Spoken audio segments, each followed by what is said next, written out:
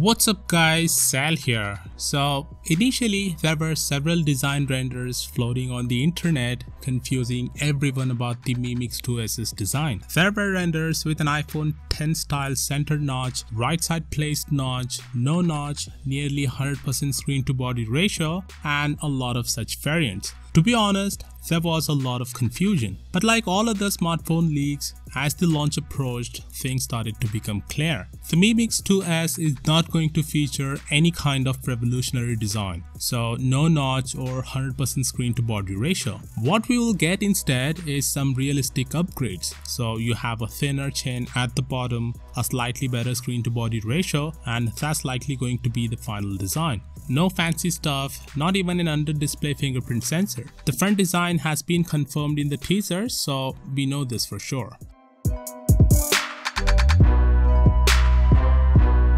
We also have a hands-on video of the smartphone in ceramic white, and as you can see, there's a dual vertical camera at the back, which is a complete rip-off of the iPhone X's camera. There's also a fingerprint scanner in the middle, which basically confirms it's not gonna come with an in-display scanner. Flip the device and you'll see that its front camera sensor is placed at the bottom. However, due to a white form, it's more obvious. This looks as the sole disadvantage on what is otherwise an excellent smartphone. Also, the device will have an AI face unlock and will come with a wireless charging. I expect other companies who call their phones a flagship to incorporate this feature as standard. Anyways, the device will launch tomorrow, that is on 27th of March, so we'll know everything there's to know about the device within 24 hours. So let me know your thoughts on this device, and I'll see you all tomorrow.